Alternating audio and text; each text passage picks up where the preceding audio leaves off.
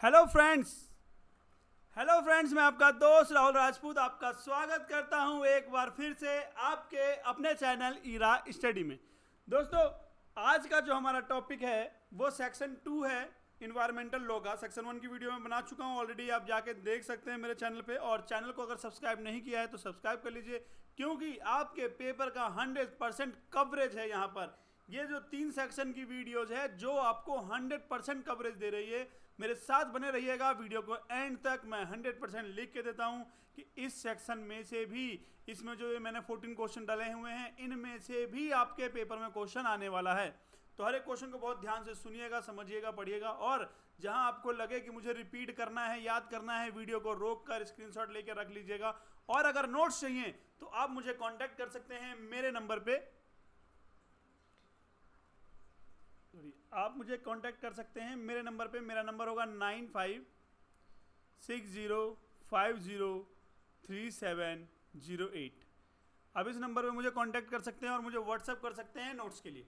ठीक है, नोट्स की जो वैल्यू होगी चार्जेबल है मात्र 199। ठीक है, जिसके अंदर आपका पूरा पेपर 100% कवरेज होने वाला है। ठीक है, अभी तक के 2 एग्जाम जा चुके हैं और उन दोनों एग्जाम में से आप क्वेश्चन पेपर उठाइए, मेरा वीडियो उठाइए, डिस्क्रिप्शन पर जाइए और देखिए क्या डिस्क्रिप्शन में मैंने उन क्वेश्चनों को डाला हुआ है, क्या मैंने वो क्वेश्चन पढ़ाए हुए हैं। आपको पता चल जाएगा कि हाँ 100% क्वेश्चन मेरे इस वीडियो में से आ रहा है। नेक्स्ट टाइम पे भी 100% आ रहा है। चलिए ज़्यादा बात ना करते हुए क्लास को शुरू करते हैं। ठीक है,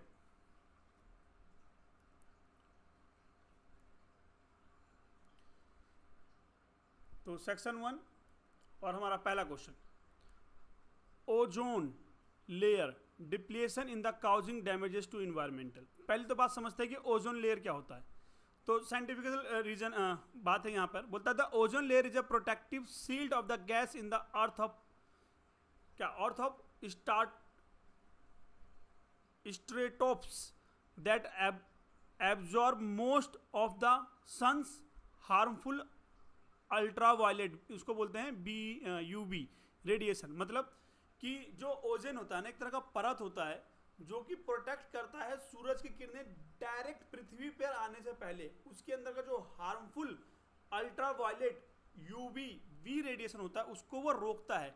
विदाउट दिस लेयर, अगर वो लेयर ना हो, विदाउट दिस लेयर मतलब कि जो ओजोन लेयर है वो अगर ना हो तो the life is earth would be expose to severe radiation leading to एडजर्व इन्वायरमेंटल एंड हेल्थ इफेक्ट। मतलब क्या होगा भाई, हमें उस पर हेल्थ इफेक्ट हो सकता है। देखो आप लोग को इतना पता होगा कि अगर ओजोन लेयर में अगर ना रहे तो सूरज की किरणें जब डायरेक्ट हमारी स्क्रीन पर पड़ेगी तो हमको कैंसर जैसी बीमारियां हो सकती हैं, स्किन से रिलेटेड बीमारियां हो सकती हैं। पृथ्वी पर या अर्थ पर लाइफ में काफ़ी ज़्यादा लिविंग में रहने में, जिंदा रहने में काफ़ी ज़्यादा प्रॉब्लम्स आ सकती हैं।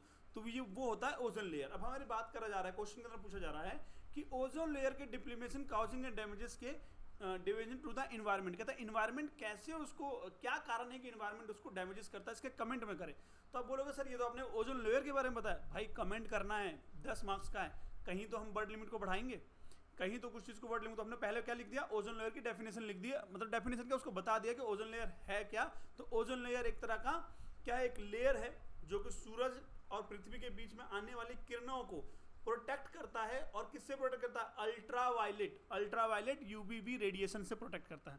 ठीक है, बोला गया काउज ऑफ ओजोन डिप्लीशन। कहता है क्या कारण होता है, तो बोला गया कैलोफ्रीमिया, मतलब CFCS। अगर ना पढ़ सको, याद ना रहे तो आप CFCS एग्जाम में लिख सकते हो। इसको बोला जाए कैलोफ्लुरोकार्बन्स, देखो मैं भी नहीं पढ़ पा रहा हूँ, बहुत बड़ा वर्ड है।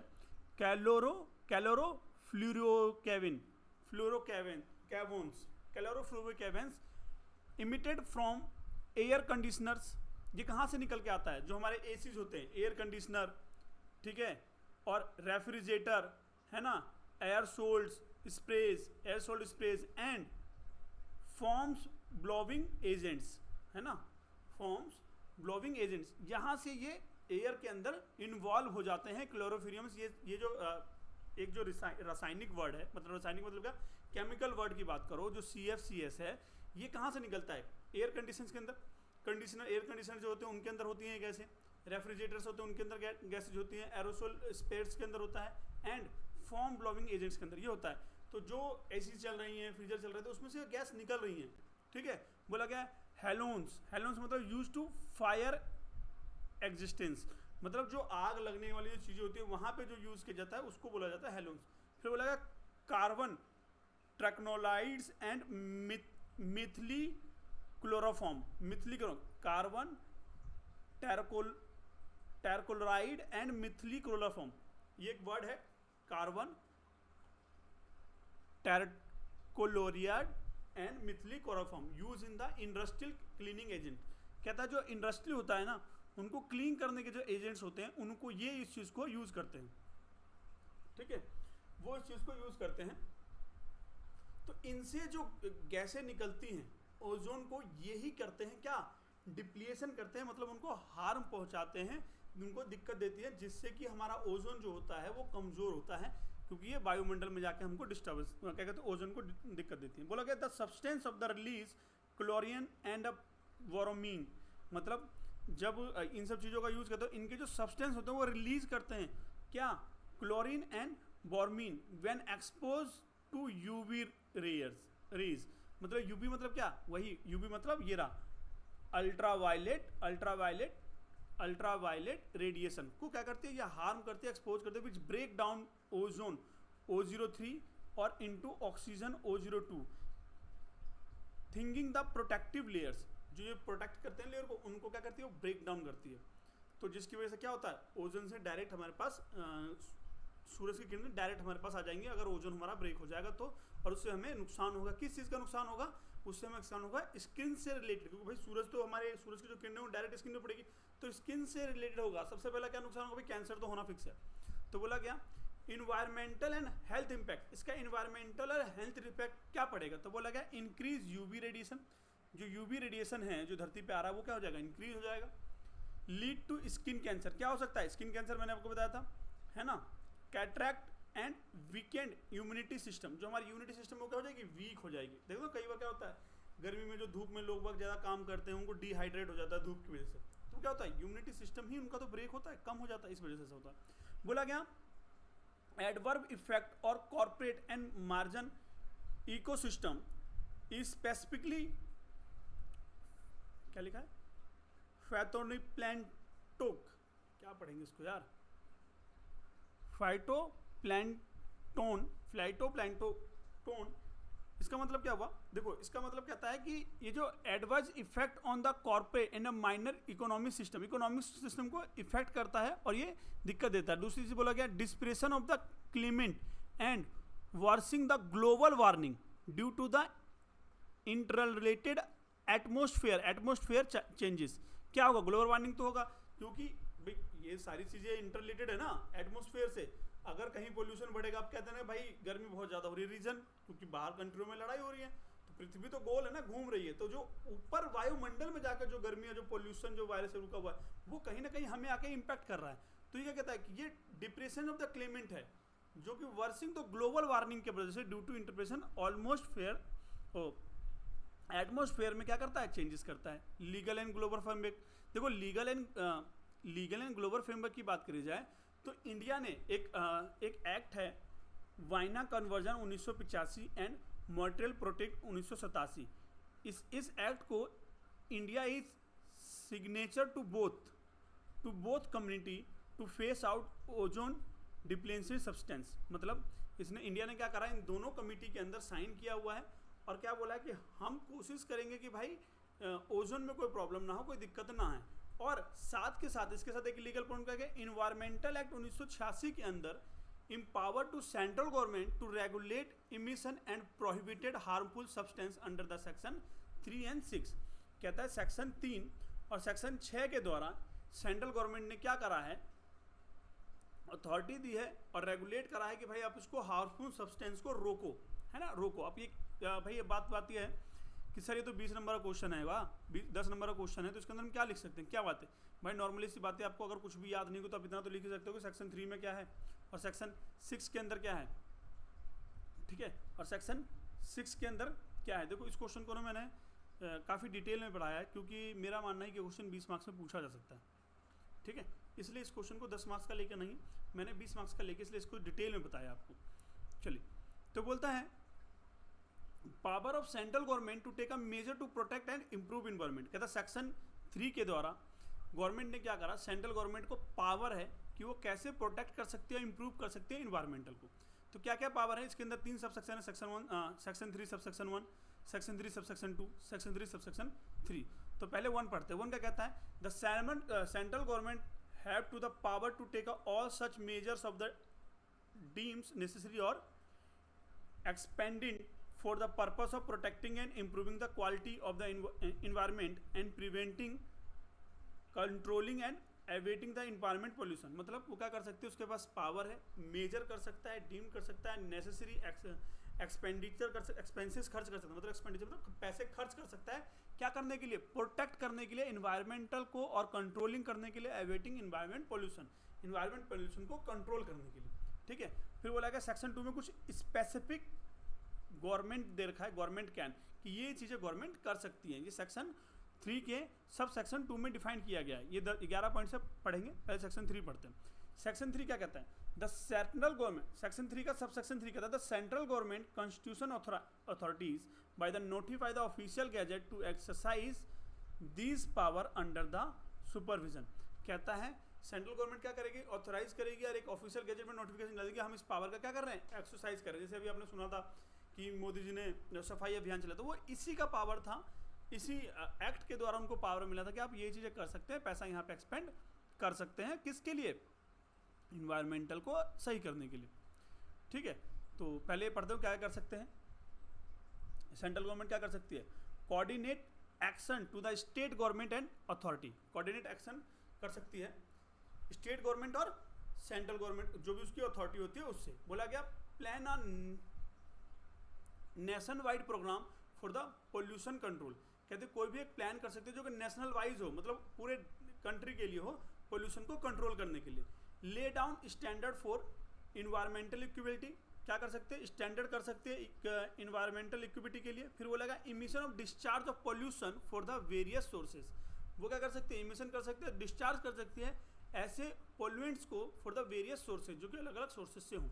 बोलेगा रिस्ट्रिक्ट एरिया वेयर इंडस्ट्रियल और the operation may not be carry out. कहता है उन एरिया को रिस्ट्रिक्ट कर सकती है जो कि इंडस्ट्रियल में हो और ऑपरेशन में हो, जिससे कि पोल्यूशन बढ़ सकता है, कोई रोका जा सकता है। जैसे कि दिल्ली के अंदर आप देखोगे कई जगह जो फैक्ट्रियाँ थी उनको बंद करा दिया कि नहीं भाई आप यहाँ पे काम नहीं कर सकते, यहाँ पोल्यूशन दिल्ली का ज़्यादा बढ़ रहा है। तो जो भी फैक्ट्री था, अभी अगर आप बात करो तो अगर दिल्ली की शादियों में जब कहीं तंदूर की बात आती थी तो तंदूर कौन सा, कोयले वाला यूज़ होता, पर अब वो रिस्ट्रिक्टेड हो गया कि आप कोयले वाला यूज़ नहीं कर सकते, तो वो गैस का यूज़ करते हैं, क्योंकि कोयले वाला जो होता है वो ज़्यादा ही क्या करता है, गर्मी। मेरे भाई, मेरे दोस्त, जो भी आप इस वीडियो को देख रहे हो ना यार, बहुत मेहनत लगती है भाई। आवाज़ ना आ जाए, पंखा बंद कर रखा है, कूलर की स्पीड कम कर रखी है, ताकि मेरी वॉइस आप तक क्लियर पहुंच सके। और मैं पूरी मेहनत करता हूं आपको कोई कंटेंट समझाने में, बताने में, और मैं कोशिश करता हूं कि मेरी कुछ लाइनें ऐसी हों जिससे कि वो सेक्शंस याद हो जाए, आपके दिमाग में रहे, कल को आप जब पेपर में जाके बैठोगे तो वो कहानी, वो बात याद आए और आप उस चीज़ को लिख सको। ठीक है, और मेरे को ये नहीं चाहिए, मैं ये नहीं कहता हूँ कि मेरे को आप अच्छे कमेंट दो। अगर आपको लगता है कि भाई मैं कुछ गलती कर रहा हूँ, कुछ कमियाँ हैं मेरी समझाने में, मेरी टीचिंग में कुछ तो है, तो ये मेरे करियर का स्टार्टअप है। आप यहाँ पे मुझे समझा सकते हैं कि सर ये चीज़ थोड़ा सा और एक्सप्लेन करके बताइए, या इस चीज़ को थोड़ा और ब्रीफली बताइए, है ना, यहाँ पे ये चीज़ कमी है, या थोड़ा स्लो बोलिए, थोड़ा तेज़ बोलिए, कहाँ पे क्या कमी है, तो आप मुझे कमेंट करके बता सकते हैं। अच्छा बुरा आपको कैसा लग रहा है, पढ़ के पेपर में आ रहा है, नहीं आ रहा है, लाइक कर सकते हैं, चैनल को सब्सक्राइब कर सकते हैं, और अगर आपको ज़्यादा अच्छा लग रहा था दोस्तों को भी शेयर करिए, उनका भी तो राइट्स बनता है ना। और ये तो दोस्ती में आपका राइट्स बनता है ना, आपकी लायबिलिटी बनती है, आपकी ड्यूटी बनती है कि अपने दोस्तों को वीडियो भेजो ताकि वो भी पेपर में अच्छा स्कोर कर सके। अच्छा नाम, गारंटी मेरी है, इस जो वीडियो बना रहा हूँ ना, इससे बाहर पेपर में कुछ नहीं आना भाई। अभी तक भी अगर आपने पूरा सिलेबस कवर नहीं किया ना, सिर्फ मेरी वीडियो के 1 से 2 बार देख लो यार, पेपर करके आओगे और अच्छा जाएगा पेपर। ठीक है, चलिए। बोला गया prescribe safeguards and procedure to the prevent accidents, है ना, हेल्डिंग तो हैजोरियस सब्सटेंस, मतलब जो भी हानिकारक पदार्थ हैं उनको हैंडल करना। फिर बोला गया investigation and research of the environmental pollution, investigation कर सकती है, रिसर्च कर सकती है इन्वायरमेंटल पोल्यूशन के ऊपर। Inspect industrial unit and the issue of direction of the environmental protection, कहता है जो इंडस्ट्रियल यूनिट्स हैं उनको इंस्पेक्ट कर सकती है, जाके देख सकती है कि भाई वो ज़्यादा प्रॉब्लम तो मतलब ज़्यादा कुछ ऐसा पोल्यूशन तो नहीं कर रहे, वाटर पोल्यूशन तो ज़्यादा नहीं कर रहे, नॉइज पोल्यूशन तो ज़्यादा नहीं कर रहे, उनके पोल्यूशन उनके काम करने के तरीके से है, जो भी वो मटेरियल यूज़ कर रहे हैं उससे कोई वायु पोल्यूशन तो नहीं हो रही है ना, एयर पोल्यूशन तो नहीं हो रहा। तो ये सारी चीज़ें वो देख सकते हैं। गर्मी बहुत है भाई, पसीना छूट रहा है ना। इस्टेब्लिश और recognise laboratories of the environmental testing, बस सीधी सी बात है, वो स्टैब्लिश कर सकते हैं, रिकॉग्नाइज कर सकते हैं क्या, लेबोरेटरी का। ये तो मैं आपको पहले भी पीछे भी सेक्शन ए में बता चुका हूँ कि किस चीज़ के लिए, इन्वायरमेंटल टेस्टिंग के लिए। Collect and dissemination environmental information, collect कर सकते हैं और डिस्टिमिनेशन इन्वायरमेंटल इन्फॉर्मेशन को, ठीक है। Prepare manually and code of pollution prevention, prepare कर सकते हैं मैनुअली या कोड ऑफ पॉल्यूशन प्रिवेंशन के लिए, ठीक है। सेक्शन 3 में आपको पढ़ा चुका हूँ। सेक्शन 6 पे आ जाते हैं। बोलेगा rule of regulation environmental pollution, क्या रूल एंड रेगुलेशन है, तो बोलेगा सेक्शन है central government make a rule of the implementation, make a rule of the implementation to objective of the section 3 via notification in the official gazette. भाई section 3 में notification देके वो क्या बना सकती है, state government central government rule बना सकती है। बोला गया सेक्शन 6 का सब सेक्शन कहता है the rule of may be provided standard in air pollution, water pollution and soil quality. Soil quality मतलब मिट्टी की जो क्वालिटी है उसके ऊपर। Maximum permission limit to the population of the environmental, है ना, पॉल्यूएंट्स इन द इन्वायरमेंटल, कहता है मैक्सिमम परमिशन दे सकते कहाँ तक कि आप काम कर सकते हो, कहाँ तक कि नहीं कर सकते हो। जैसे कि इसमें इसका एक मस्ट एग्जांपल है कि जब हमारे पास आप देखोगे दिल्ली के अंदर क्या चल रहा है, 10 बजे के बाद आप डीजे नहीं बजा सकते हो। तो ये किस चीज़ के लिए, ये है आपका ध्वनि प्रदूषण के लिए, है ना, ध्वनि पोल्यूशन ना हो, ठीक है, ज़्यादा शोर शराबा ना हो, नॉइज़ ज़्यादा ना फैले, इसके लिए बोला गया कि भाई दिल्ली में 10 बजे के बाद डीजे नहीं बजेगा किसी भी शादी पार्टी के अंदर। तो ये उन्होंने एक लिमिट बना दी, 10 बजे तक कर लो, 10 बजे के बाद आपको नहीं करने पड़ेगा, नहीं कर सकते, ठीक है, पेनल्टियाँ चलाने। Process of हेल्डिंग and storage of harmonious substance, मतलब कहता है जो ऐसे पदार्थ जो नुकसानदायक है, जो पर्यावरण को दिक्कत दे रही है, इन्वायरमेंट को दिक्कत दे रही है, उनको हैंडल कर सकता है, उनको स्टोरेज करने का तरीका निकाल सकते हैं कि भाई ये रूल बना सकते हैं, ये ऐसे होगा। जैसे कि आपने देखा होगा पर्टिकुलर जितने भी कूड़े के ढेर बजा रहा है, तो उनको एक जगह इकट्ठा करते हैं, फिर उनको क्या करते हैं, वहीं को वहीं डिस्ट्रॉय करते हैं, खत्म करते हैं, ताकि पॉल्यूशन जो है पब्लिकली ना फैले, उसको कंट्रोल किया जा सके, है ना। Prohibition restriction of the location of the industry in the sensitive area, कहता है कुछ ऐसे वर्क हैं भाई, ऐसा तो नहीं है कि बिल्कुल ही काम नहीं करेंगे। अगर कोई फैक्ट्री एरिया है तो सरकार क्या कहती है कि स्पेसिफिक एरिया डिसाइड कर देगी स्टेट के अंदर कि अगर आपको ये वाले काम करने हैं तो इस एरिया के अंदर ही आप पोल्यूशन कर सकते हो, इससे बाहर अगर आप इस काम को नहीं कर सकते हो। Safe guard of accident presentation of response, बस सीधी सी बात है, सेफ गार्ड चलते हैं for the accident presumption and response, कि कोई ऐसा एक्सीडेंट हो, कोई प्रिजम्पशन हो तो उसका रिस्पॉन्स दे सके। इलीगल सफिशिएंसी है, इसको आप पढ़ लीजिएगा, एक्सप्लेनेशन है, इसको पढ़ लीजिएगा। शॉर्ट कंटेंट में क्या लिखा हो गया कि सेक्शन 3 बात करता है broad power of protect the environment, section 6 बात करता है रूल मेकिंग ऑफ पावर, और पावर गिवन बात करता है lay down standard, create authority, conduct inspection, make rule for pollution limit, hazardous wastage act, ठीक है, मतलब रूल बनाता है कि भाई किस तरीके से, मतलब कुल मिला कहते हैं सेक्शन 3 बात करता है पावर की, कैसे कंट्रोल किया जाएगा इन्वायरमेंट को, प्रोटेक्ट की, और सेक्शन 6 बात करता है उसके रूल की, रूल कैसे बनेंगे। क्लियर, चलो अब हमारा अगला क्वेश्चन, दर्द हो रहा है यार यहाँ, गर्मी बहुत ज़्यादा हो रही है सर, इसकी वजह से हो रहा हूँ। चलो, कहता provision of relating to protection of environment under the Indian constitution, कहता है इंडियन कॉन्स्टिट्यूशन किस तरीके से प्रोटेक्ट करती है इन्वायरमेंट को, ऐसे कौन कौन से आर्टिकल्स हैं। तो हमें कुछ नहीं लिखना, सीधी सी बात है, आर्टिकल लिखना शुरू कर देना कि provision of relating articles of the environment of constitution of India, लिखना शुरू करना। पहला आर्टिकल हमारे पास, पहला आर्टिकल क्या है, आर्टिकल 21, क्या बात करता है, राइट टू लाइफ की, भाई राइट टू लाइफ, ये कहता है judicial interpretation has expand article 21 to include the right to wholesomeness environmental, मतलब सबके पास राइट है कि इन्वायरमेंटल अच्छा हो और वो राइट्स को जी सके। इसके लिए केस लो है, याद रखना, Subhash Kumar versus state of Bihar, the supreme court held that right to life include the right to enjoyment of pollution free water and air, कहता है वो इंजॉय कर सके किससे, कि भाई पॉल्यूशन को फ्री हो वाटर एंड पॉल्यूशन फ्री हो वाटर एंड एयर, जो हो वो पॉल्यूशन फ्री हो, तो ये उसकी राइट है। मतलब क्या कर सकते हैं भाई इसके अंदर, भाई सीधी सी बात है भाई, अगर आपके एरिया मोहल्ले में कोई एक ऐसा फैक्ट्री और वो है जो कि पोल्यूशन कर रहा है, तो आपके पास राइट है कि आप उसके खिलाफ कंप्लेंट डाल सकते हो कि भाई ये ना वाटर को पोल्यूशन कर रहे हैं, ये लोग एयर को पोल्यूशन कर रहे हैं, इनका बहुत ज़्यादा फैक्ट्री का काम चलता है, आप यहाँ से हटाओ। ठीक है, राइट टू लाइफ के अंदर आप कोर्ट में जाके केस डाल सकते हो, पिटिशन फाइल कर सकते हो। ठीक है, article 48A, directive principle of the state. अच्छा, मैंने ऊपर जो लाइन बोली ना कि आप इसका केस कर सकते हो, आप केस करने से पहले डिटेल में पढ़ लीजिएगा इसके अंदर क्या क्या और प्रावधान है। मैं यहाँ पे जो क्वेश्चंस करा रहा हूँ एग्जाम के पर्पज से करा रहा हूँ, ठीक है। चलिए, article 48 directive principle of the state policy कहता है 48 किसकी बात करता है? Directive policy of the state policy, state policy की बात करता है। कहता है the state shall be endure to protect and empower of the environmental and to safeguard the protest and wild life of the country. किसकी बात करता है? जो कंट्री की जो वाइल्ड लाइफ है, जो फॉरेस्ट है, जो जंगल है, उसको प्रोटेक्टिव की बात करता है, उसकी पॉलिसी की बात करता है। स्टेट उसकी पॉलिसी बना सकता है, ये आर्टिकल 48 की बात करता है। Although not enforceable by the court it guide policy making and judicial interpretation. मतलब क्या है? Although not enforceable by the court, ये इन्फोर्सेबल बाय कोर्ट नहीं है। अगर एक बार सेंट्रल गवर्नमेंट ने बोल दिया कि इसको फर्ज बन तो माना जाएगा। Guide the policy making and judicial interpretation, और इसका जुडिशियल इंटरप्रिटेशन होगा। एक बोला गया फंडामेंटल ड्यूटीज। फंडामेंटल ड्यूटी क्या है? सबकी ड्यूटी है कि भाई वो एयर को पोल्यूट ना करे। तो बोला गया it shall be duty of the every citizen of the India protect the improver of the nature environment and including forest, lake, river, wild life and composition of living creature. मतलब जो भी जिंदा रहने के लिए कल्चर की जरूरत है उसको प्रोटेक्ट कर सकते हैं। सभी का फंडामेंटल ड्यूटीज है। The promotes environmental ethic among citizens, ये एथिकली प्रमोट करते हैं किसको? इन्वायरमेंटल सिटीजन के लिए। Article 47 duty of the state to empower of public health. क्या बात करता है? Empower of public health. इसकी बात करता है, कहता है इन्वायरमेंटल डिग्रेशन, अब इसके बारे में हम पढ़ा था हमने, अभी आगे पढ़ेंगे। Digression affect the public health, this article indirectly mediate environmental protection. मतलब आर्टिकल क्या करता है? इनडायरेक्टली किसकी करता है? मेडिएट कर रहा है इन्वायरमेंटल प्रोटेक्शन की। क्या तो ड्यूटी है आपका state of the improve public health, public health को ना वहाँ इम्प्रूव किया जाए। अब कहते हैं ना दिल्ली के अंदर आ जाए तो उसकी लाइफ वैसे भी कम हो जाती है, इतना पोल्यूशन है। तो ये पब्लिक हेल्थ पे तो बात आ रही है। तो इन्वायरमेंटल को डिग्रेशन किया जा रहा है, अफेक्टिव पब्लिक हेल्थ के लिए बनाया जा रहा है, ठीक है, कि भैया पब्लिक हेल्थ के लिए सही हो। Article 253 implementation of the international agreement.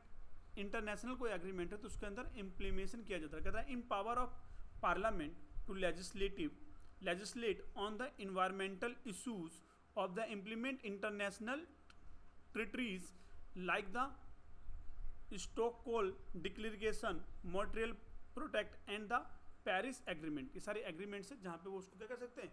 Protect करते हैं इन्वायरमेंटल को, ठीक है। क्वेश्चन नंबर 3 जो बात करता है एशियंट इंडियन फिलॉसफी, किसकी बात करता है? Ancient Indian philosophy of environmental protection. मतलब कह रहा भाई पुराने के ज़माने में किस तरीके से इन्वायरमेंटल को प्रोटेक्ट किया जाता है। तो बोला गया वैदिक एंड उपन्यासिक टेक्निकीज। अब समझो कि यार हमारा कुछ ये जो इन्वायरमेंटल का जो सब्जेक्ट है ना, इसमें बहुत सारे एक्ट हैं और बहुत सारी चीज़ें मिली हुई हैं, ठीक है। कुछ एक्ट ऐसे हैं जो कि मैंने एडिशनल डाले हुए हैं इसके अंदर, जो कि हमारे सिलेबस में नहीं है और क्वेश्चन पूछ रहा है, और मुझे लगता है कि अगर हम वो लीगल वर्ड डालेंगे तो हमारे लिए अच्छा होगा, इसलिए मैंने वो चीज़ें डाली हुई हैं, ठीक है। बोला गया वैदिक, एक बार मैं देख लूँगा कैमरा चल रहा है ना, हाँ कैमरा चल रहा है। बोला गया वैदिक एंड उपन्यासिक टेक्निक, मतलब आयुर्वेदिक है ना, वैदिक और वैदिक की और टीचिंग कैसे इन्वायरमेंटल को प्रोटेक्ट करते थे। तो बोला गया Rigveda, Yajurveda and Atharvaveda impairs the sensitive of nature. ये क्या बात करते हैं? नेचर को कंट्रोल करने के लिए, अच्छा से रोकने के लिए, सेंसिटिव मतलब साफ सुथरा रखने की बात करता है, ठीक है, नेचर ऑफ पर्यावरण को। इसमें बोला गया अर्थवेद के अंदर एक लाइन है, मातृभूमि पुत्र अहम पृथिव्या, मतलब द अर्थ इज माता मदर, मतलब अर्थ क्या है? मदर है, एंड आई एम हर सन, मतलब जो पृथ्वी है वो माता है, हम उनके क्या है? बेटे हैं। ये अर्थवेव की बात करी गई। और बोला गया elements like air, water, fire, earth and sky वे आर वर्शिप्ड, ये क्या है? वर्शिप्ड है हम सबके लिए, ठीक है। Dharma and economy, dharma and ecology की बात अगर करी जाए तो बोला गया एशियन टेक्स्ट लाइक मनुस्मृति और भागवत गीता, मतलब मनुस्मृति और भागवत गीता हमारे दो प्राचीन किताबें हैं एशियन टाइम की, जो कि लिखी गई हैं और जिसके अंदर बोला गया outline duty toward nature, जो कि बात करता है ड्यूटी टू वर्ड किसकी, नेचर की, कि हमें नेचर के लिए ये हमारी ड्यूटी बनती है कि हमें ऐसा करना चाहिए। क्या बोला गया, सर्वभूति हिते रतः, मतलब ये गीता के अंदर लाइन में बोला गया, miss acting to welfare of all beings, मतलब जो हम वेलफेयर के लिए कर सकते हैं वो हमें करना चाहिए, जिससे कि हमारा क्या हो, इन्वायरमेंट साफ सुथरा हो। Explanation of the Asian Indian parties, क्या बोला, स्टेट गवर्नर्स कहता है prescribe forest land maintained for the spiritual practice, spiritual practice हो, फॉरेस्ट लैंड क्या होता है, मेंटेन किया जाए फॉर द स्पिरिचुअल प्रैक्टिस के लिए, ठीक है। अहिंसा, अहिंसा मतलब नॉन वायलेंस, अहिंसा मतलब नॉन वायलेंस। बोला गया expand to plants and animal, क्या करा जाए, एक्सपेंड किया जाए प्लांट को और एनिमल्स को, मतलब ज़्यादा से ज़्यादा एनिमल्स हों और प्लांट्स ज़्यादा से ज़्यादा लगाया जाए, एक्सटेंडेड किया जाए, ठीक है। Rain water harvesting and harvesting where the common community duties, कहता है जो रेन वाटर होता है, कई बार देखो ना लोग बना रहे हैं आज के डेट में, लोग जागरूक हो गए हैं कि पता है कि आने वाले टाइम पे बारिश नहीं होगी, तो जब भी कोई इंसान मकान बनाता है, उसका स्ट्रक्चर बनाता है, तो उसमें क्या कहता है, जो छत में बारिश का पानी इकट्ठा होता है ना, वो नाले में नहीं डालता, उसके लिए एक अलग से बनाया जाता है और खड्डा करके बनाया जाता है, उसमें रेत वगैरह, पानी को उसमें डालकर पानी जो बरसात का पानी हो डायरेक्ट वापस धरती में चला जाए, नाले में ना बहे, उसके लिए चीज़ करा जा रहा है। Influence of modern environmental law, कहता है मॉडर्न इन्वायरमेंट लॉ के अंदर इन्फ्लुएंस किया गया, बोला गया the Indian approach sustainable development and public trust doctrine, it has its roots in the Asian philosophy. The judicial has often quoted these radiation of justice environmental ruling, मतलब जो modern environmental law है वो क्या कर रहा है, protect कर रहा है, डेवलप कर रहा है किसको, अपने इन्वायरमेंटल को प्रोटेक्ट करके साफ सुथरा रख रहा है। देखो हमारे इसके अंदर 14 क्वेश्चन है और ऑलमोस्ट कम से कम आपको एक घंटा लगेगा, ठीक है, 1 से 1.5 घंटा लगेगा ये पूरा कंप्लीट करने में, ठीक है। तो वीडियो अगर आप यहाँ तक देख रहे हैं तो चैनल को सब्सक्राइब कर लीजिएगा, बेल आइकन को प्रेस कर लीजिएगा। क्वेश्चन नंबर 4 हमारा स्टार्ट हो गया, जो कि बात करता है scope of section 133 CRPC of the tool against environmental pollution, मतलब कहता है कि भाई CRPC में सेक्शन 133 है, ठीक है, वो बात करता है किसकी, इन्वायरमेंटल पोल्यूशन की, है ना, tool against environmental pollution, environmental pollution के अगेंस्ट जो भी चीज़ होती है उसके बारे में भी बात करता है। बोलता क्या है, डिस्ट्रिक्ट मैनेजमेंट, क्या बोला गया, ये सेक्शन बोलता है district management magistrate sub division magistrate may make a condition order for the removal of public noise of the performance of public duty, मतलब कहता है जो स्टेट का डिस्ट्रिक्ट मजिस्ट्रेट हुआ, सब डिवीजन मजिस्ट्रेट हुआ, वो कोई भी ऑर्डर पास करता है, किसी को भी रिमूवल कर सकता है, किसके लिए, पब्लिक नॉइज के लिए, और परफॉर्म कर सकता है पब्लिक ड्यूटी, और पब्लिक ड्यूटी को परफॉर्म भी कर सकता है। बोला गया application in the environmental context, तो बोला गया the section has been invoke to prevent the control, क्या कंट्रोल करता है, water pollution, air pollution, noise pollution, hazardous water, मैंने बोला नॉइज पोल्यूशन का मतलब लाउड स्पीकर जो उसने किया, इंडस्ट्री मतलब इंडस्ट्रियल स्मोक या बर्निंग वेस्टेज, मतलब कई बार क्या होता है कि वेस्टेज होता है उसको जला दिया जाता है, कूड़ा इकट्ठा उसको जला दिया जाता है, तो उसके ऊपर भी जो मजिस्ट्रेट होते हैं स्टेट के, उसके ऊपर क्या कर सकते हैं, कंडीशन लगा सकते हैं, रूल लगा सकते हैं और ऑर्डर पास कर सकते हैं। इसके कुछ केस लॉज हैं, देखो मैं केस लॉज इतना तो मैंने बता दिया, अब इसको जो पूरा डिटेल में लिखा जाएगा वो केस लॉज के ऊपर लिखा जाएगा, तो ये केस लॉज आप पढ़ लो और इसको पूरी तरीके से समझ लेना।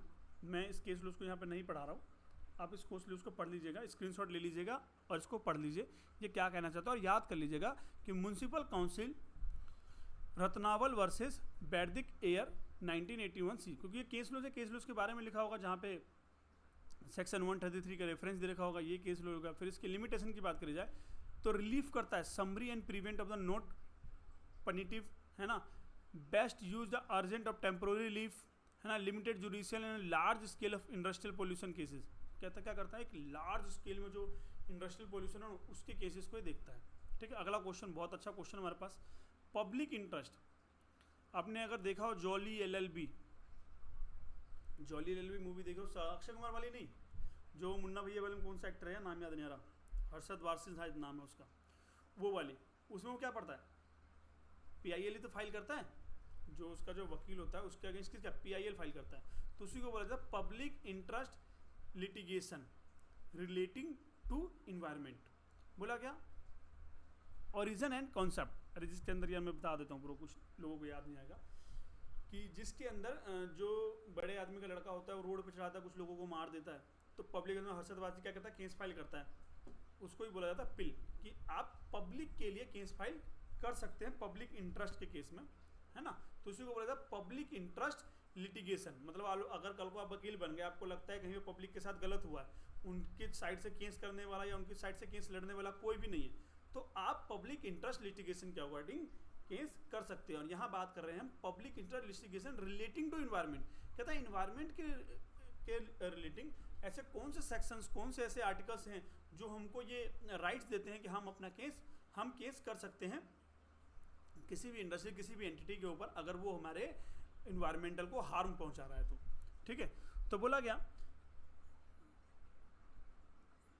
गया PIL in India engage in 1980 as a judicial tool ensure the justice marginal people and to enforce right to duty including environmental protection. मतलब ये इन्फोर्स करता है राइट और ड्यूटी इन्वायरमेंटल प्रोटेक्शन को। बोला गया लीगल बेसिस पर अगर बात करी जाए तो आर्टिकल 32 जो कि बात करता है राइट टू कॉन्स्टिट्यूशनल रेमेडीज की बात करता है। आर्टिकल 226 की बात करें power to high court to issue of writ, कहता है इस रिस्ट को कहाँ लेकर जा सकते हैं, हाई कोर्ट तक लेके जाते हैं। Court accept petition on behalf of affected person of the environmental itself, क्या बोला गया, लोकस स्टैंडिंग रिलैक्स्ड। इसके भी कुछ केस क्या है, केस है जो कि ये पूरा समझाया केस के द्वारा गया। केस है MC Mehta versus state union. तो अब इस केस को पढ़ना और इसको समझना ज़्यादा नहीं, बस आप इसको केस को याद रखना है और ये 3 लाइनें इसको आपको याद रखना है, इस केस के नाम को याद रखना है और ये 3 लाइनें, अभी 3 लाइनें है जो इस केस में हुआ है ना। राइट टू वाटर, जैसे अब इसमें कहता है इम्पेज the right to clean water under section article 21, उसके पास राइट था कि वो क्लीन वाटर मिले उसको, है ना। राइट टू लाइफ के अंदर पढ़ा था ना ऊपर हमने, राइट टू लाइफ आर्टिकल, तो उसके अंदर उसको ये राइट था और उसने इस राइट को सुप्रीम कोर्ट में क्या करा, पिटीशन फाइल कर दी। ठीक है, हाँ CDEFG ये सब क्या थे उसके राइट्स। अब बात करता है किसकी, बोलता है इन्वायरमेंटल प्रिंसिपल इन्वॉल्व व्यू पिल। कहता कौन कौन से प्रिंसिपल इन्वॉल्व है, तो बोला गया public trust doctrine, precautionary principle, polluter pays principle, sustain development, है ना। इंपॉर्टेंट ऑफ पिल्स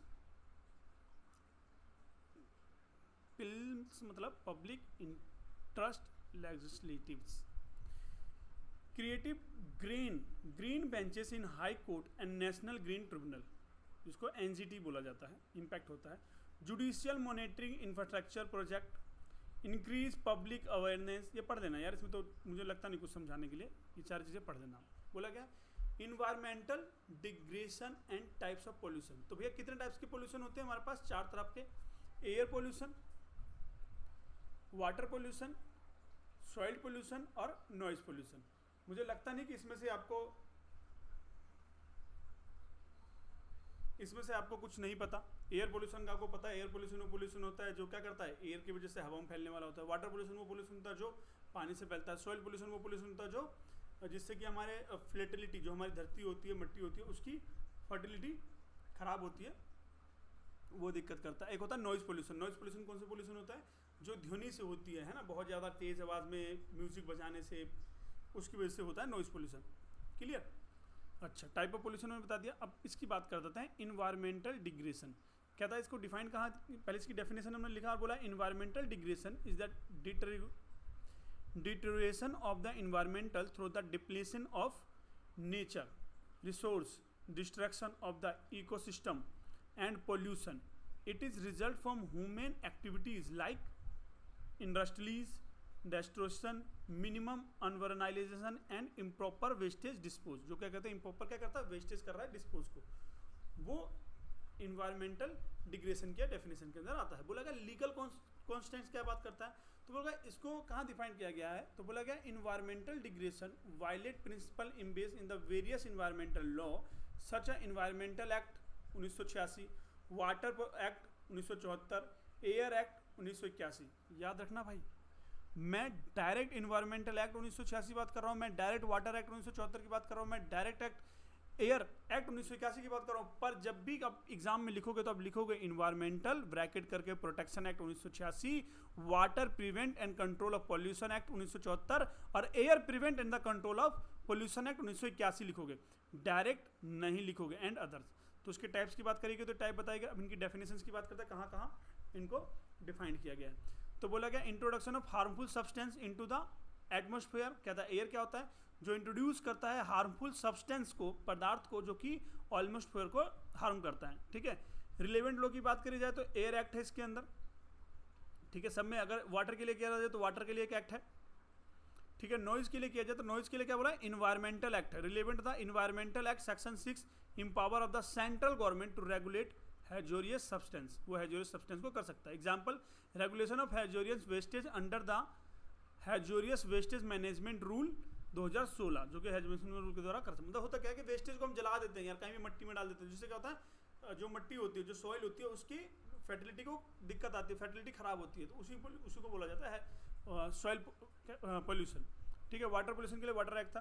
तो बोला गया contamination of the water bodies by the industrial discharge सीवेक्स केमिकल्स, बस सीधी सी बात है, केमिकल डाला जा रहा है ना, डिस्चार्ज बॉडी डाली जा रही है, जिसकी वजह से वो वाटर क्या होता है, खराब होता है ना। ये केस लो है, पढ़ लीजिएगा, इसका मैं बता ही चुका हूँ। बोला गया सॉल्व का ये भी बता दिया मैंने, solve protect having material hazardous wastage.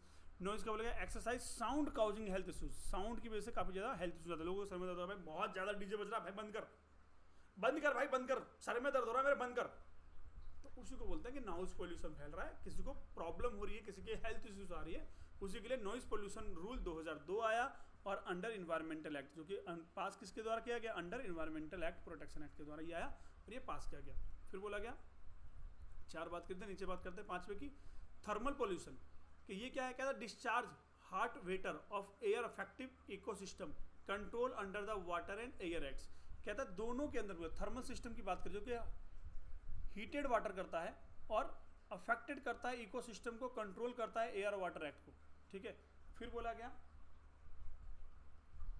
फिर बात करी गई और बोला गया रेडियो एक्टिव पोल्यूशन, जो कि regulated by the atomic energy act 1962, जो कि रेगुलेटेड किया गया किसके द्वारा, एटॉमिक एनर्जी एक्ट 1962 के द्वारा। अब अगला क्वेश्चन हमारा क्वेश्चन नंबर 7,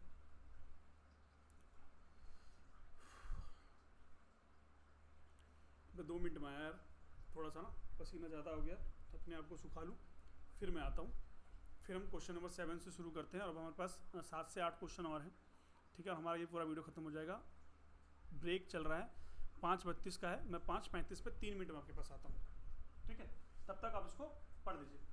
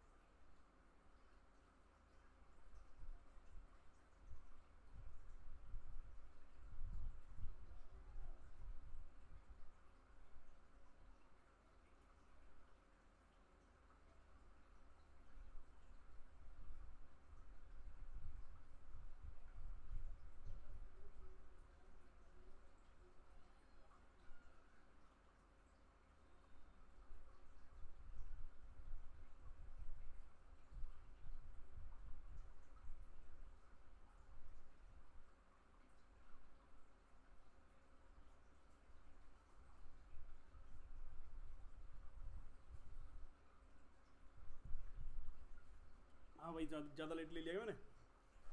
ओहो 5:35 की जगह 5:36 हो गए, 1 मिनट एक्स्ट्रा। तो मैं भाई तुम लोग भी तो समझदार हो, तुम लोगों ने क्या करा होगा, वीडियो भगा दी होगी, देख रहे हो तो हैं, रिकॉर्डेड है। कौन से तुम्हें 3 मिनट बैठ के इंतजार करना पड़ेगा, ओहो सर आएंगे फिर पढ़ाएंगे। चलो कहता the noise of noise and nuisance in IPC and health hazard under environmental law. मतलब कहता है भाई noise as a nuisance in IPC and health hazard, मतलब कि जो हेल्थ को नुकसान करता है वो हार्म करता है, हैजर्ड मतलब हार्म, द इन्वायरमेंटल लॉ, इसके बारे में बताओ। तो कहता है noise as a public noise मतलब शोर as a public noises in IPC. IPC क्या है भैया, इंडियन पिनल कोड। आईपीसी का मतलब कहता है इंडियन पिनल कोड, इसके बारे में बताओ। देखो ये क्वेश्चन आने की संभावनाएं तो नहीं है क्योंकि हमारा आईपीसी पूरा बदल चुका है, ठीक है, तो ये आने की संभावनाएं तो नहीं है, बट ये क्वेश्चन हमारे प्रीवियस ईयर में है, रिपीटेड है, या तो ये बहुत बार रिपीटेड होगा या तो बिल्कुल ही रिपीटेड नहीं होगा, तो इसलिए मैंने इसको डाला। तो आने के चांसेस नहीं है, यही कारण है कि मैंने छोटा सा इसका हिंट दिया हुआ है, ठीक है, कि ये आईपीसी की बात कर रहा है, तो इसलिए मैंने उसको थोड़ा सा बताया आपको, है ना, आईपीसी के एक्ट लिए। तो ये आने के चांसेस हैं भी नहीं भी हैं, बस एक बार नज़र डाल लीजिएगा, अगर आ जाए तो अच्छा है, नहीं तो कोई बात ही नहीं। तो बोला कि section 268 IPC defined public nuisance as a act of omission causing danger injury और अनाउंस टू द पब्लिक, ठीक है, अनाउंसेस टू द पब्लिक, ये सेक्शन 268 आईपीसी की बात करता है। फिर बात करता है section 290 IPC punished public nuisance with fine. कहता है अगर आप कुछ पब्लिक नॉइज करते हो तो उसकी जो फाइन होगी भाई स्पीकर वगैरह का, देखो बोला ना, एप्लीकेंट का तो excessive noise causing disturbance from loud speaker industries या vehicle can be protest under this section. ये इस सेक्शन के द्वारा प्रोटेक्ट किया जाता है। मतलब अगर कोई हॉर्न बजा रहा है बहुत ज़्यादा व्हीकल से, उससे आप परेशान हो रहे हो तो उसको प्रोटेक्ट करेगा। कोई इंडस्ट्रीज है जो बहुत ज़्यादा आवाज़ करती है, उसको आपको ये प्रोटेक्ट करेगा, ठीक है। फिर बोला कोई लाउड स्पीकर है वो जो दिक्कत कर रहा है तो उसके बारे में इसको प्रोटेक्ट करेगा, तो उसी को बोला जाता है कि ये क्या हो रहा है, noise as a public noise in a IPC, इसके अंदर ये चीज़ें बातें करी गई। फिर बोला गया noise pollution as a health hazard under environmental law. तो बोला गया noise pollution rule 2002 issue under the section 262G, मतलब सेक्शन 6 सब सेक्शन 2 और sub clause G of the environmental act 1986, इसकी बात करता है और बोलता है set permissible noise limit for different area industrial residential and science zones. मतलब ये इंडस्ट्रियल अलग है और रेजिडेंशियल अलग है और साइंस जोन अलग है, ये 3 जोन बांटे गए और उसके नॉइज़ की लिमिट को डिफाइन करी गई कि भैया यहाँ पे इतना इतना नॉइज़ चलेगा। Prohibition loud speaker and sound produce instrument during the night hour 10 to 6 AM। मैंने बोला था कि भाई जो चलेगा वो नहीं चल सकता है, नाइट के आवर में उसको नहीं चला सकते हैं, साउंड को प्रोहिबिटेड कर दिया गया, बंद कर दिया गया। Health effect cause hearing impairment stress irritation sleeping disturbance. मेन तो भैया देख स्लीपिंग डिस्टर्बेंस ही है, लोगों को यही चाहिए कि भाई 10 बज रहा है बंद कराओ यार, सोना है ना, तो बस और कोई प्रॉब्लम नहीं है। इंपॉर्टेंट केस लॉज है, इसको आप पढ़ लीजिएगा। अगला क्वेश्चन करते हैं जो कि बात करता है power of central government supersede the central board under water act. ये क्वेश्चन इंपॉर्टेंट है क्या सर? इंपॉर्टेंट ही नहीं, बहुत इंपॉर्टेंट है, आने के चांसेस ज़्यादा से ज़्यादा हैं इस क्वेश्चन को, ठीक है, क्योंकि ये पूरे के पूरे एक एक्ट को टारगेट करके बात करता है और कहता है power of central government to supersede under the water act 1974। और हो सकता है ये क्वेश्चन मैंने आपको सेक्शन सी में भी करा रखा होगा इन डिटेल के अंदर, और ज़्यादा डिटेल के अंदर, ठीक है, तो ये चीज़ें वहाँ आपको मिल सकती हैं, ठीक है। तो हम बात करते हैं power of central government to superiors and the central board under the water act 1974। Relevant provision section 17 sub section 4 water act 1974। देखो इसका जो प्रोविजन दिया गया कहाँ दिया गया है, सेक्शन 17(4) के अंदर। क्या बात करता है, पावर टू सुपीरियर्स, किसकी बात करता है, पावर टू सुपीरियर्स, मतलब सेंट्रल गवर्नमेंट के पास क्या सुपीरियर्स पावर है कंट्रोल करने के लिए किसको, वाटर के पोल्यूशन को। तो बोला गया the central government may be notified in the official gazette superior the central pollution control board CPCB if it is satisfied the board has failed to perform its function effectively. वो अगर satisfied होते हैं कि board भाई function नहीं कर पा रहा है इफेक्टिवली, तो ठीक है। अब बात करते हैं ड्यूरेशन की। तो ये कितने मंथ के ड्यूरेशन होता है, तो बोला गया था supervision order remain the force of period not exceed 6 month. जो इसका सुपरविजन होगा ना वो 6 महीने से ज़्यादा नहीं होगा। अब आपको नहीं लग रहा हम क्या पढ़ रहे हैं, अरे भाई हम ये पढ़ रहे हैं, उसने बात करा पावर ऑफ सेंट्रल गवर्नमेंट को, जो सुपीरियर्स का तो central board of water supply है उसको कितना पावर मिलता है, तो कहता है वो नोटिफाई करके उसको पावर दे दिया जाता है, किसको, CPCB को, पोल्यूशन बोर्ड कंट्रोल को, है ना, सेंट्रल पोल्यूशन बोर्ड कंट्रोल को दे दिया जाता है और कंट्रोल बोर्ड को। और कब तक का, कितने महीने का पावर दिया जाता है, तो उसको पावर को 6 मंथ दिया जाता है, नॉट एक्सीडिंग 6 मंथ, मतलब 6 मंथ तक उसको ज़्यादा उसको एक्सटेंड नहीं कर सकता है। पर्पस क्या होता है, ensure unity uninterrupted function of pollution control mechanism. क्या उसका पर्पस होता है कि पोल्यूशन को कंट्रोल कर सके, उसका मैकेनिज्म इसका फंक्शन होता है। प्रोसीड क्या बताया, government may be appoint of administrative during the supervision. कहता है गवर्नमेंट क्या करता है, अपॉइंट कर सकता है एक एडमिनिस्ट्रेटिव के लिए, सुपरविजन के लिए। अब इस वीडियो को देखने के बाद आप लोग को लग रहा हो सर 10 मार्क्स का है, आपने शुरू किया और फिर ख़त्म कर दिया। इट इज़ सुफिशेंट सर, भाई सुफिशेंट है, बहुत सुफिशेंट है। 10 मार्क्स में आप ये पूरे वर्ड लिख के तो आओ, वहाँ पे लिखने के लिए लाइन कमी है क्या, ड्यूरेशन। अब मैंने जो यहाँ लाइन लिखी, मैंने लिखा सुपरविजन डुपरविजन, तो आप लिख सकते हो ना इसके अंदर, as per the act water prevention, है ना, प्रोविजन ऑफ दिस, फिर इस लाइन को बीच में डालो 6 मंथ को, for the period of the duration of this, purpose of the act water act, water प्रेजेंटिव act. जब आपको मिक्स करके लिखूंगा तो लाइन अपने आप, मैंने सिर्फ एक पॉइंट लिखा है समझाने के लिए कि भाई ये पॉइंट, ये लाइन तो आपको मेंशन करनी है, ये जो लाइन है ये लाइन तो आपको मेंशन करनी है। इसके आगे क्या मेंशन करना है, इसके पीछे क्या मेंशन किया, वो आप समझदार हो कि किस तरीके से आपकी वर्ड लिमिट कंप्लीट होगी, किस तरीके से 10 मार्क्स से कंप्लीट होगी, ठीक है। चलो अगला क्वेश्चन आया ऑब्जेक्टिव, और जहां मुझे लगता है ना कि आप वर्ड लिमिट नहीं बना सकते हो, वहां मैं ऑलरेडी क्वेश्चन को बहुत ज़्यादा लार्ज करके लेता हूँ, ठीक है। यहाँ 5 लाइन है, अभी जो 5 पॉइंटों को क्या आप नहीं लिखोगे, इसके अंदर और बड़ा करोगे ना भाई।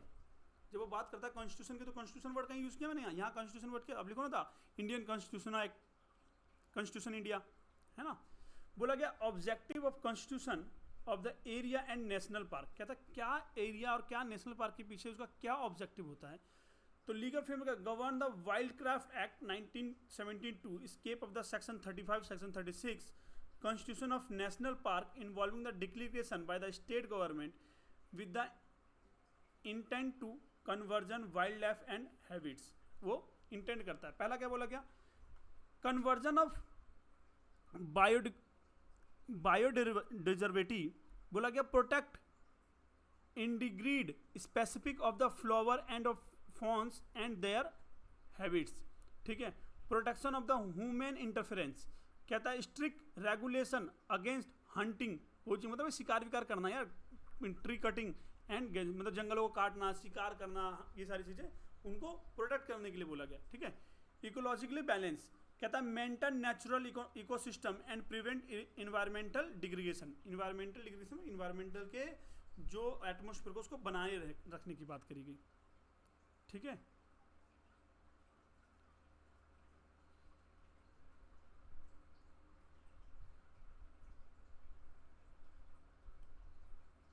ठीक है। बोला गया रिसर्च एंड एजुकेशन, बोला गया facilitated scientific study and environmental awareness, कहता है eco tourism regulation promotes sustainable tourism without harming nature, कहता है बिना हार्मिंग नेचर के अब वो कर सकते हो, ठीक है। केस लो, इसको पढ़ देना। बोला गया भाई, अब देखो इस वीडियो को देख के आप लोगों को लगेगा ये 4 मार्क्स के हिसाब से करा रखा है, पर मैंने 4 मार्क्स के हिसाब से नहीं करा, ये कराया मैंने 10 मार्क्स के हिसाब से ये, और मैंने पूरी कोशिश करी है कि आपको एक लीगल पॉइंट्स वर्ड बता सकूं और आप उसको लिख सको। अब देखो एक केस लो ही है, उसको केस लो ही लिखना पड़ेगा ना आपको, यहाँ पे इस केस लो को पढ़ के जाओ, इसको लिखो, ठीक है। बोलेगा duty regarding environmental cost and the state under the article 48A of the constitution. देखो 48 तो 48 के आर्टिकल को जो भी है यहाँ पूरा डिफाइन कर दो कि the state shall be indoors the protect the environmental safe guard the protest and wild of the country. फिर उसके इम्प्लीकेशन को लिखो यहाँ पे, फिर लैंडमार्क लिया गया, क्वेश्चन खत्म। पहले पढ़ा चुका हूँ इसलिए मैं यहाँ पे एक्सप्लेन नहीं कर रहा। बोला गया constitution use the industrial plant in the air pollution control area, section 2 of the air act, है ना।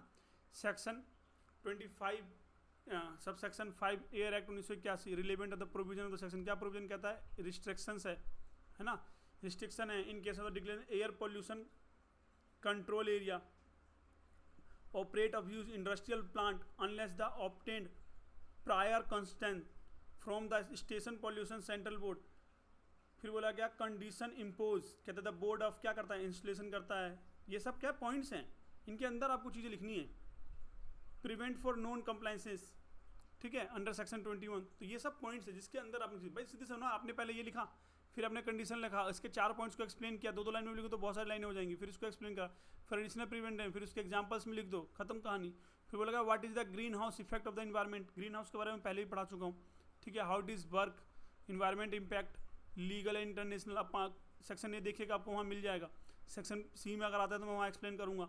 बोलेगा constitution of the state board under the water act 1974, कहता है कॉन्स्टिट्यूशन बताओ स्टेट बोर्ड। और एक चीज़ और बताऊँ, मैं यहाँ रोक देता हूँ, जिसको लगेगा कि इसको यहीं पढ़ना है तो रोक के स्क्रीनशॉट लेके पढ़ सकता है, वीडियो को रोक के आसानी से पढ़ सकता है, समझ सकता है। कुछ अगर नहीं समझ में आए तो आप मुझे कमेंट कर सकते हैं, मैं कमेंट में आपका रिप्लाई करूँगा। बोला गया constitution of state board under the water act, देखो स्टेट बोर्ड के लिए वाटर एक्ट में क्या कॉन्स्टिट्यूशन है, तो सेक्शन 4(1) द वाटर एक्ट, ठीक है, सेंट्रल बोर्ड, उसके बारे में बात करता है। यहाँ पे मैंने पूरा सेक्शन लिखा हुआ, फंक्शन लिखे हुए उसके, इस चीज़ को पूरा आप एक्सप्लेन कर सकते हो पूरे तरीके से।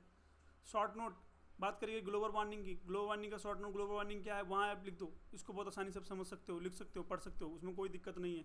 कहीं कुछ बहुत ज़्यादा समझाने के 4-5 पॉइंट लिख दें, 4 मार्क्स के लिए बहुत है, ठीक है। पब्लिक इंटरेस्ट में बता चुका हूँ पहले ही, इन्वायरमेंटल प्रोटेक्शन अंदर द IPC CRPS टॉट, ये तीनों चीज़ें 3 अलग अलग हैं, तीनों आप यहाँ पढ़ देना।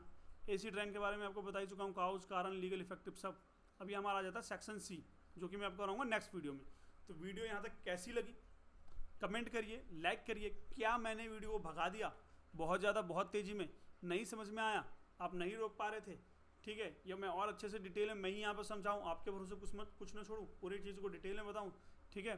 तो आप मुझे कमेंट करिएगा, मैं ज़रूर बताऊँगा। और याद रखना जानबूझ कर छोड़ा है मैंने, ताकि आपके कमेंट आएँ और फिर मैं नेक्स्ट वीडियो में सेक्शन B को और ज़्यादा एक्सप्लेन करूँ। तो प्लीज़ कमेंट जरूर करिएगा कि ये चीज़ समझ में आई, या एक्सप्लेन करके बताऊँ, या पॉइंट्स को और ज़्यादा और ज़्यादा डिटेल में बताऊँ कैसे करना है, आप कमेंट जरूर करिएगा। जय हिंद, जय भारत।